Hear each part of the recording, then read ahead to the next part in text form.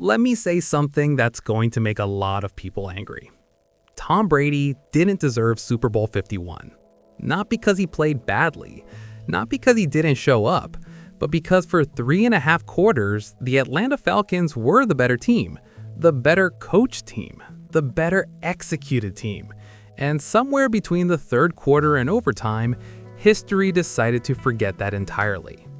This isn't a hate piece on Brady. This is something more uncomfortable than that. This is an honest look at a night where greatness didn't actually win, where a system failed, where a narrative was constructed in real time, and where one man got credit for a miracle that several other men handed him on a silver plate. So let's go back, all the way back to the beginning of that night.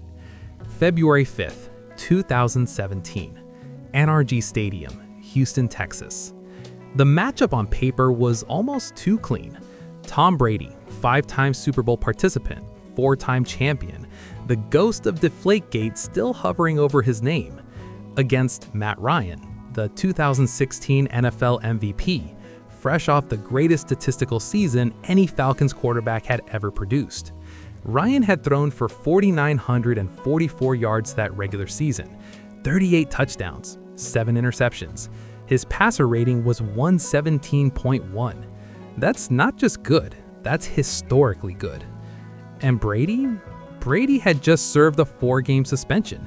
He came back hungry, sure, but this was a Brady who was 39 years old, operating in a system he'd run for 15 years, with weapons around him that were quietly elite. Julian Edelman, Danny Amendola, Martellus Bennett, Rob Gronkowski, limited but still on the field. 2 legitimate juggernauts. That's what this was supposed to be. Except it wasn't. From the very first drive, Atlanta was different, sharper, more aggressive.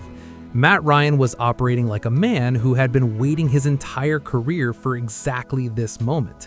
Every route concept felt designed specifically to attack New England's defense. Every play call felt a step ahead. The Falcons weren't just executing, they were dictating.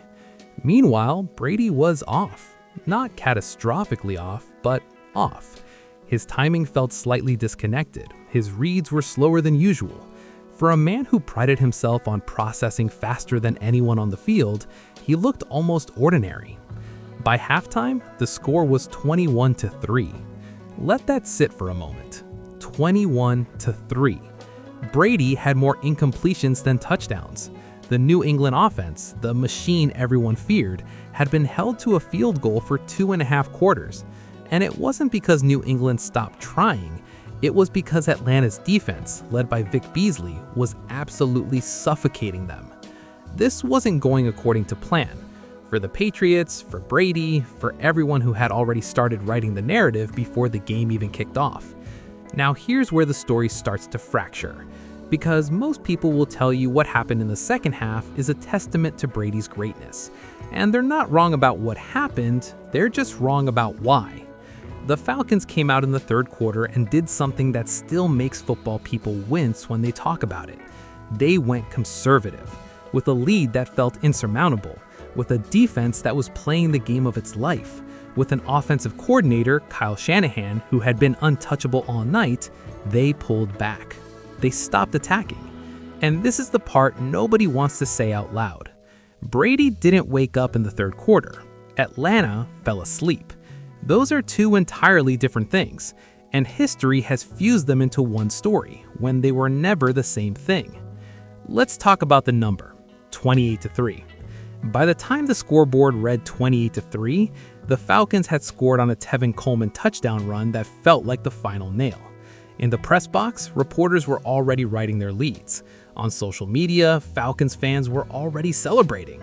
On the sideline, Atlanta's players were already letting their body language do things you should never let your body language do in a Super Bowl. They celebrated at 28-3. That is not a small thing. That is the single most important detail of this entire game that gets buried under Brady highlight reels.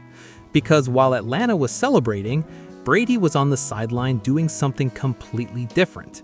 He was working, quietly, without drama, talking to Josh McDaniels, looking at the tablets, making adjustments, not panicking, not celebrating, not even reacting. And this is the one thing you actually have to credit Brady for. Not the comeback itself, but the psychological refusal to accept what everyone else had already accepted. But ask yourself this: would any of that psychological fortitude have mattered if Dan Quinn hadn't made the decision to protect a lead that needed no protecting? Would any of it have mattered if Kyle Shanahan had kept his foot on Atlanta's gas? Would Brady have had a single opening to exploit if the Falcons had simply kept doing what they were doing for 3 quarters? The answer is no. And that's the uncomfortable truth at the center of this entire story. Now watch what happens in the 4th quarter through a different lens. Brady gets the ball down 28-3, and Atlanta, rather than blitzing him, rather than pressuring him the way Beasley had all night, starts playing a prevent defense, a soft coverage scheme designed to protect a big lead by giving up short games. In football, there's an old saying that the only thing a prevent defense prevents is winning.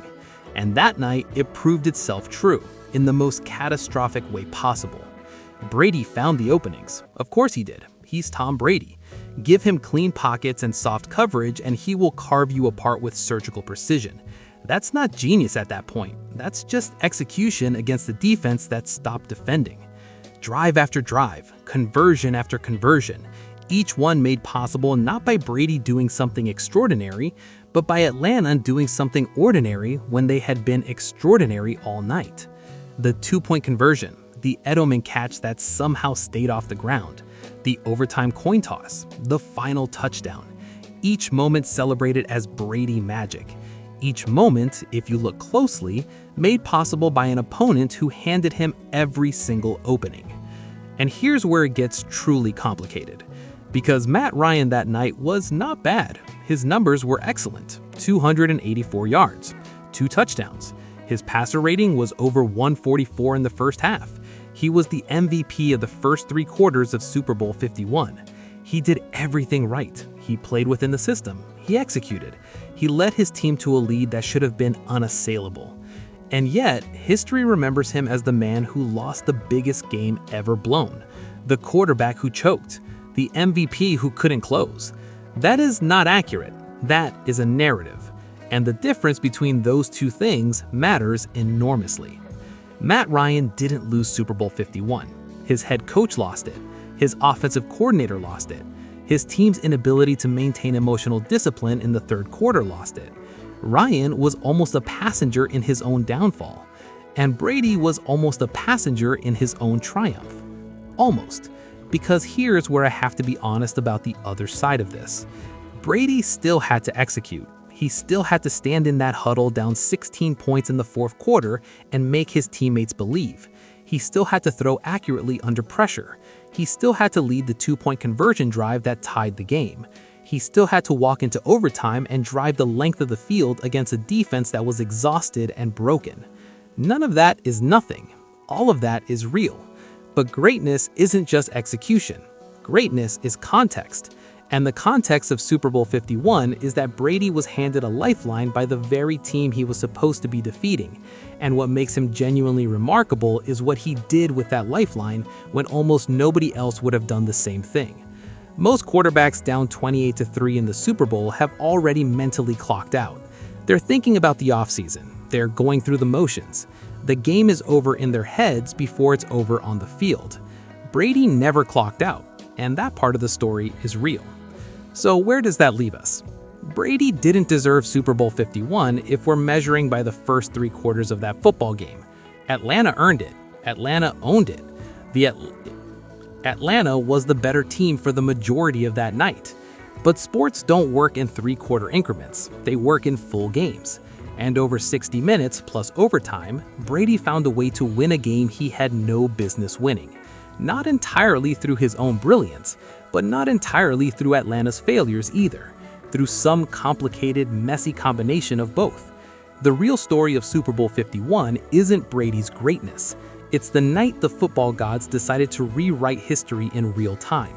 It's the night an entire franchise imploded under the weight of a lead it didn't know how to carry. It's the night a 39-year-old quarterback refused to accept a version of reality that everyone else had already moved on to. 28-3 wasn't Brady's greatest moment. It was his luckiest.